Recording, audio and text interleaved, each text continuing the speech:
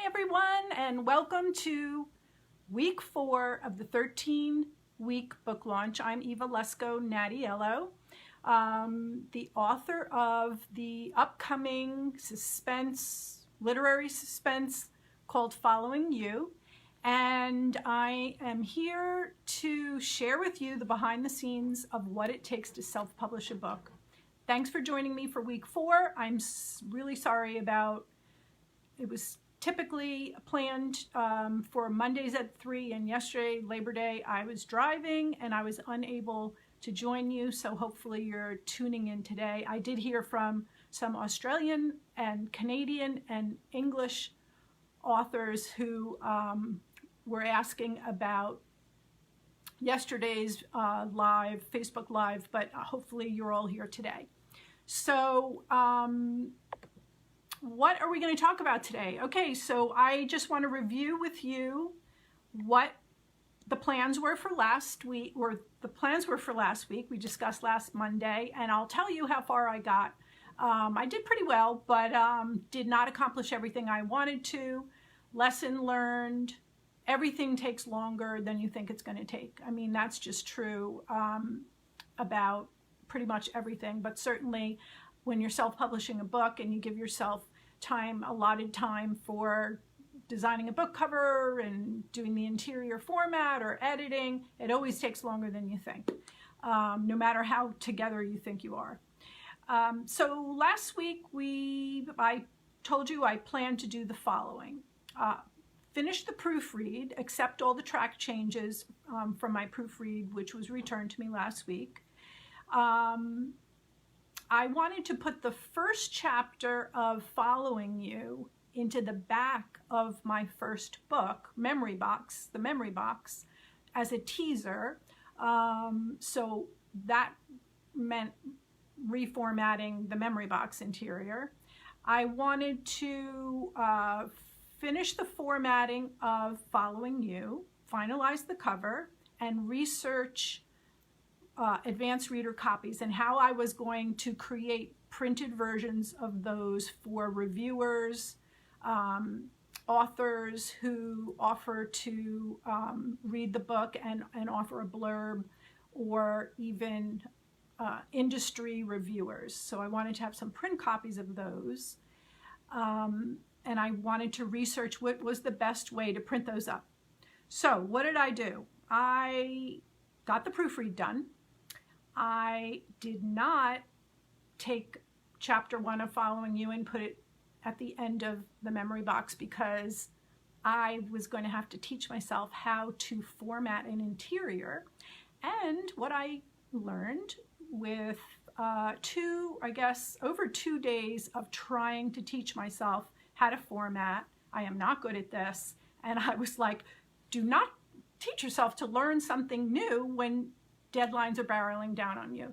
Learn something new when you have all the time in the world. So I switched gears after about 2.5 days, and now I'm using a new formatting service. And we're not there yet, but hopefully this will work. And if it does and turns out to be successful, I'm going to share with you the name of this formatting service, as well as some others, so that you have some options on how to format the interior if you don't want to pay a formatter, which is, of course, an option too. Hi, Samantha. So I'm in the throes of that right now. Hopefully by the end of this week, that's going to be done. And then I will tell you next week more about that process. Finalizing the cover. Done. I can't believe I'm saying that, but I believe I have a final cover. I am excited and nervous at the same time because you can only pick one. Too bad, because there were several that I wanted to go with, but I'm excited. It's very conceptual and I think it's beautiful, and so hopefully there will be a cover reveal coming soon. And what I mean by that is, and this is a very cool thing with self-published books, even traditionally published books, publishers are now making an event out of revealing the cover. Hi, Laura.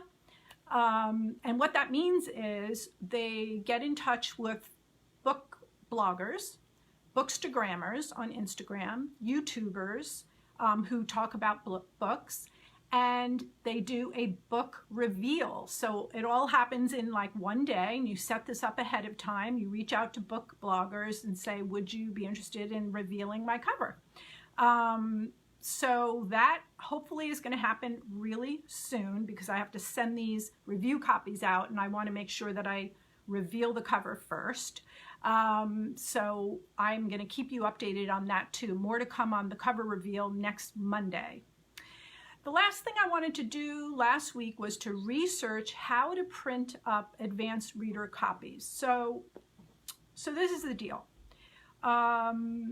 If you are looking to have either authors blurb your book, or industry publications like Publishers Weekly or Kirkus review your book, or even reach out to some of the really big, medium, small, whichever you can get some traction with, book bloggers or book influencers on Instagram, there's tons of them too, bookgrammers, to send a copy of your book, and in hopes of a review, you need to have it in two different forms, the e-form and the print.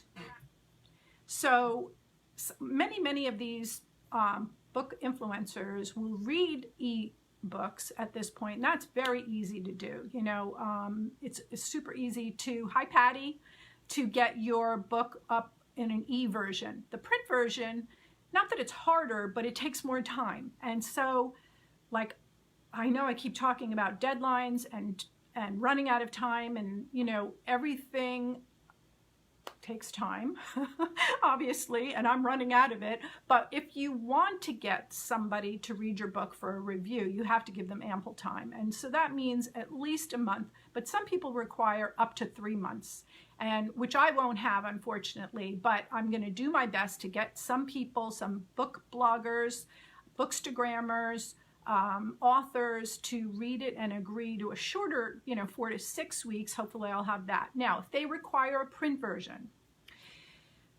now we have to pray that, the Postal Service is working in a timely fashion, or FedEx is actually delivering the book in a couple of days. That's where time matters too. So keep this in mind. If you guys are in the I haven't finished my manuscript yet stage, that's great. Consider all of these things that I'm talking about every week and map out how much time you're going to need. Give yourself extra time if it's your first book, because you're going to be learning a lot of this stuff as you go. So what I did was I researched the 2 POD publishers I'm going to use. POD is print on demand. Okay, those are services that will print the book when it gets ordered by somebody. So you do not have to take stock of 30,000 copies and keep them in your basement or your garage. You actually don't have to keep any inventory. So when someone buys your book on online, for instance, or even in a bookstore, if your reader goes into a bookstore and says, I'm interested in following you, or you stocking it, and if the owner of the bookstore hasn't already stocked it, they can order it from a POD publisher called Ingram Spark. So that's one of my POD publisher distributors, Ingram Spark, and the other one is KDP Print. KDP Print is an Amazon company, and those, so KDP Print is going to be printing the ones that are going to be on sale on Amazon. Ingram Spark, I work with to supply independent bookstores, any other online retailer, like like Barnes & Noble, for instance, they sell paperback. A lot of, for instance, iBooks doesn't sell paperback, but they sell the e-copy. And the other great thing about Ingram Spark is those books are available for libraries as well. So libraries will buy them from Ingram Spark, schools, independent bookstores, and online bookstores that are not Amazon. Okay, so you must be on Ingram Spark as well as KDP Print, which is Amazon. So I am going to be ordering review copies from both of them because I want to get proof copies. I want to make sure they look fabulous.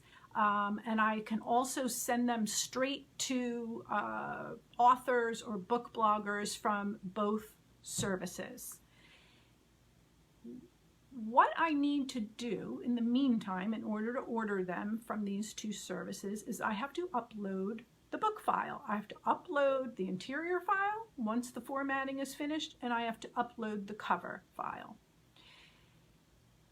This is a good time for me to tell you that you should choose a trim size. So a trim size is the ultimate dimensions of your book, whether it's 5 1/4 by 8, 5 1/2 by 8 1/2. There are standard trim sizes that you'll see when you go on each of these websites. Make sure you choose a trim size that is available with both of those services, Ingram Spark and KDP, because if you choose an obscure trim size and the other service doesn't have it, you have to create a new cover to accommodate those dimensions. So don't do that. There are plenty to pick from that are standard. I'm picking the 5 1/2 by 8 1/2, which is a little bigger than my first book, and the reason for that is it's a longer book, and I don't want a really fat book. I want it to be, around 350 pages, I believe, is where it's going to come out at.